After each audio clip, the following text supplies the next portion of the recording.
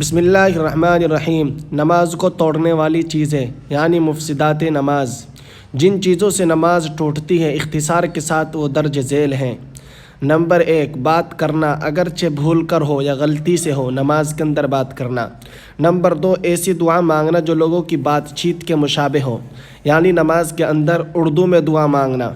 Number 3، کسی کو سلام کا جواب دینا نماز کے اندر اگرچہ بھول کر ہو۔ نماز کے اندر سلام کا زبان سے جواب دینا، یہ بھی نماز کو توڑ دے گا۔ نمبر 5، نماز کے اندر کوئی عمل کثیر، یعنی کوئی ایسا کام کرنا جس کے کرنے والے کو دیکھنے والا یہ سمجھے کہ نماز نہیں پڑھ رہا ہے، یعنی کوئی ہمیں دیکھے تو یہ سمجھے کہ نماز نہیں پڑھ رہا ہے، ایسے عمل سے بھی نماز ٹوٹ جائے گی۔ نمبر 6، سینے کو قبلے سے پھیر دینا، یہ بھی نماز کو توڑ دیتا ہے۔ نمبر 7، نماز کے اندر کسی چیز کا منہ سے باہر کی چیز کو کھا لینا، اگرچہ تھوڑی ہو بھی نماز کو توڑ دے گی۔ نمبر 8، جو چیز دانتوں کے درمیان چنے کے برابر ہو اس چیز کو باہر نکال کر کھا لینا، پانی وغیرہ پینا۔ نمبر 10، بلا ضرورت کھنکارنا۔ نمبر 11، اف تف آہ اوہ کہنا۔ نمبر 12، نماز کے اندر تکلیف اور درد کی وجہ سے آواز سے رونا۔ نمبر 13، نماز کے اندر چھینکنے والے کے جواب میں یرحمک اللہ کہنا۔ نمبر 14، خدا کے شریک سے سوال کرنے والے کے جواب میں لا الہ الا اللہ کہنا، یا نماز کے اندر کوئی رنج کی بات سنے تو انا للہ و انا الیہ راجعون کا پڑھنا۔ نماز کے اندر کوئی اچھی خبر سن کر الحمدللہ کہنا، اور تعجب کی بات سن کر نماز کے اندر لا الہ الا اللہ یا سبحان اللہ پڑھنا نماز کو فاسد کر دیتا ہے۔ کسی قرآن کی آیت کو خطاب اور جواب کی نیت سے پڑھنا۔ نمبر 16، تیمم کرنے والے کا پانی پر قادر ہو جانا۔ نمبر 17، موضوع پر مسح کرنے والے کی مدت کا ختم ہو جانا۔ نمبر 18، موضوع کو نکال دینا اگرچہ فعل قلیل سے ہو، یعنی نماز کے اندر موضع نکال دینا۔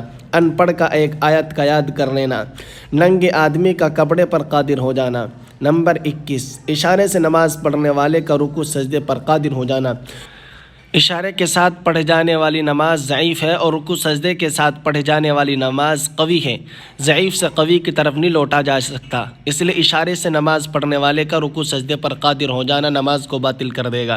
نمبر 22، صاحب ترتیب کو قضا نماز یاد آ جانا، یعنی کسی کی بالغ ہونے سے اب تک کوئی نماز نہ چھٹی ہو اور اس کی کوئی ایک نماز چھٹ جائے اور اسے یاد آ گئی کہ پھر فلاں دن نماز چھٹی تھی، تو اس کے اس نماز کو یاد آ جانا نماز کو باطل کر دے گا۔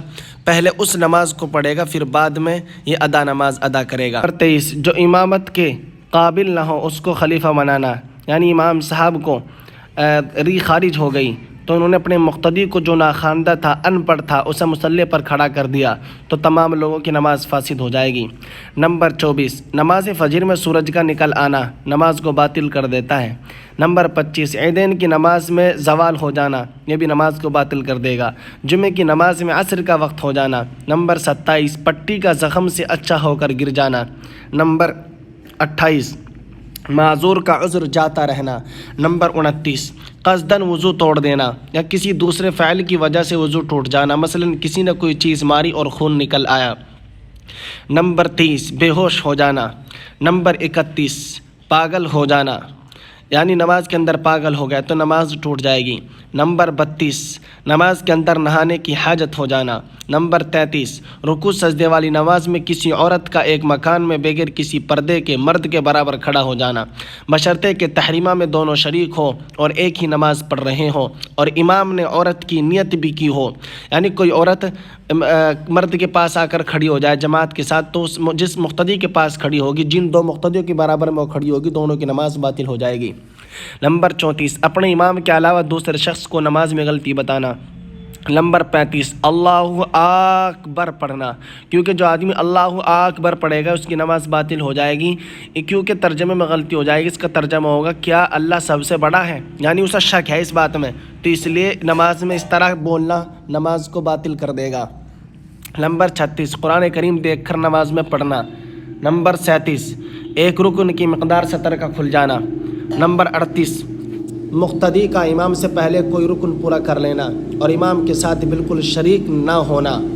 ناظرین، ہم نے ہر مفسدات نماز کو دلیل کے ساتھ اور حوالے کے ساتھ بیان کیا ہے، اس لیے آپ سے درخواست ہے کہ ویڈیو کو شیئر کریں اور چینل کو سبسکرائب کریں اور اپنے بھائیوں کو سپورٹ دیں۔ ہر بات دلیل کے ساتھ اسی طرح بیان کی